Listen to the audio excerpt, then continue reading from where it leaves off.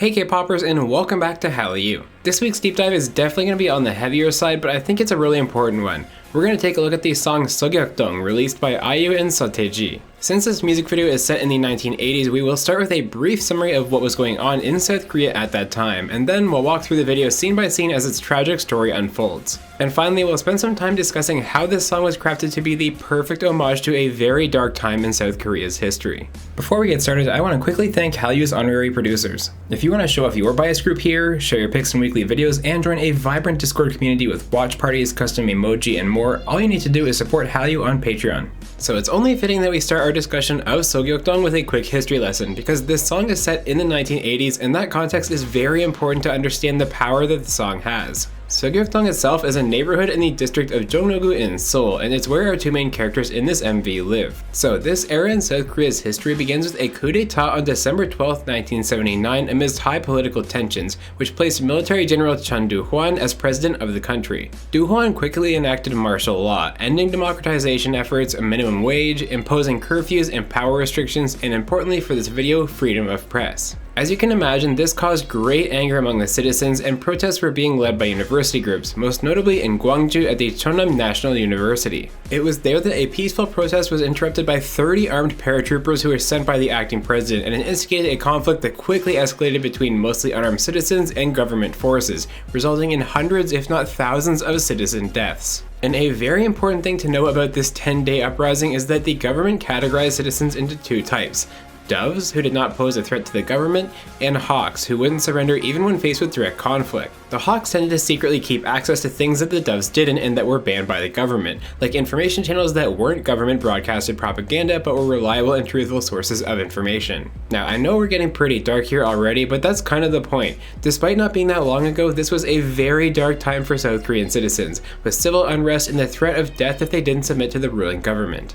So now that we have an idea of what living in South Korea is like at this time, let's discover the story of Sogyeokdong. What's really interesting about this release is that it's actually a collaboration between IU and Seo Taiji, with multiple versions of the MV released that, when combined, tell the full story of what's going on. In one version, Seo Taiji is singing as we see more of the boy's perspective, and in IU's version we see the story a bit more from the girl's perspective. As the video begins, we see the boy, who's dressed in his military-inspired outfit required for school, get into a taxi. The girl rushes over and hops into the cab, telling the driver to please let her stay because she's getting out soon. Later that evening, as the boy's walking home at night, he once again crosses paths with the girl and is intrigued. Why? Well, the girl has actually snuck into her father's bedroom earlier on and taken a radio. This is where we discover that her family are hawks. They have a contraband radio that can receive broadcasts from non-government approved stations, a severe crime during this uprising. As the two children innocently wander the streets, they find a place to sit down and begin listening to a broadcast. Then the girl kisses him, drawing a stark contrast between the oppressive regime and world they're living in and the young innocence and humanity that just cannot be eradicated.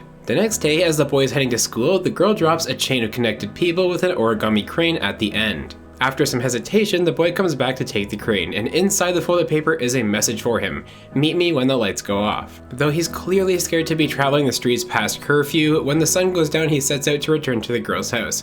But on the way he discovers the chain is still sitting where the girl had given him the crane earlier that day. As we discover in Seo Taiji's version of the video, not long after the boy took the crane, military forces raided the girl's house, discovering the radio and causing her family to be found out as hawks. We see the police fighting with her dad as the girl watches on in horror, fearing for her life and her father's. Her late-night adventure with the boy had been a fatal mistake in revealing herself and her family's identity to the public. Upon discovering this, the boy immediately starts running towards her house, fearing the worst after finding the chain, and his fears are soon realized. As he arrives at her house, he finds the place empty and ransacked. The girl's family has been taken away by the government and they may very well be dead. Before the boy can even truly grieve this, the sirens start to blare and the lights begin to come back on as dawn breaks, and the boy rushes back home for his own safety. So that is a lot to unpack for just one song, and there really is so much going on here. If you haven't watched the entire music video, I highly recommend that you do after watching this, because it's so expertly crafted to bring this era of South Korea back to life. And it's no coincidence that it was done so well, because Seo Taiji was actually born in 1972. He was 7 years old when the coup happened, so this story may very well be inspired by personal experiences that he had during that tumultuous military reign.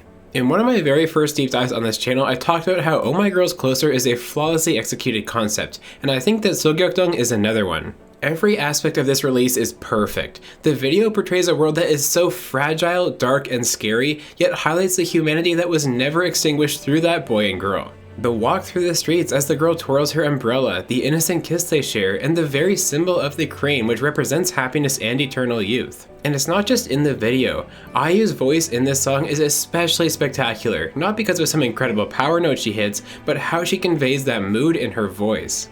In so many of her lines in this song, there is a childlike optimism to her voice that echoes the naivety and happiness the two are sharing while still being dampened by that somber setting. And I know it's really hard to convey that with words, so take a listen to one of those lines here in this clip and you'll definitely see what I mean.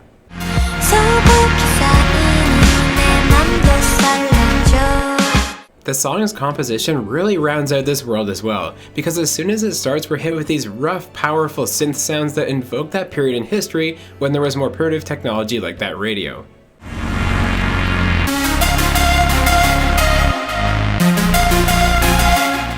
There's even a point in the MV when night falls where you're drawn into the world because the entire song stops as sirens start blaring and IU and Seo Taiji look outside to see the lights go off and the curfew set in.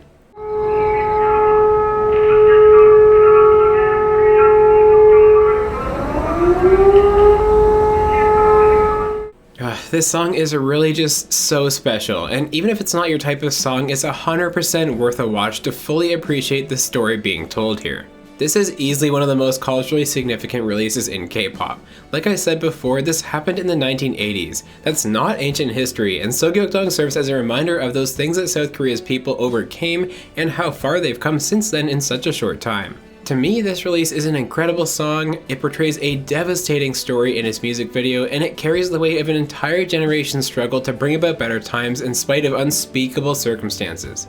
I think it's pretty safe to say we would never have even gotten K-pop in the first place were it not for the unified protests that went on back then and brought about that change, and Sogyeokdong perfectly pays homage to that time in a chillingly beautiful way.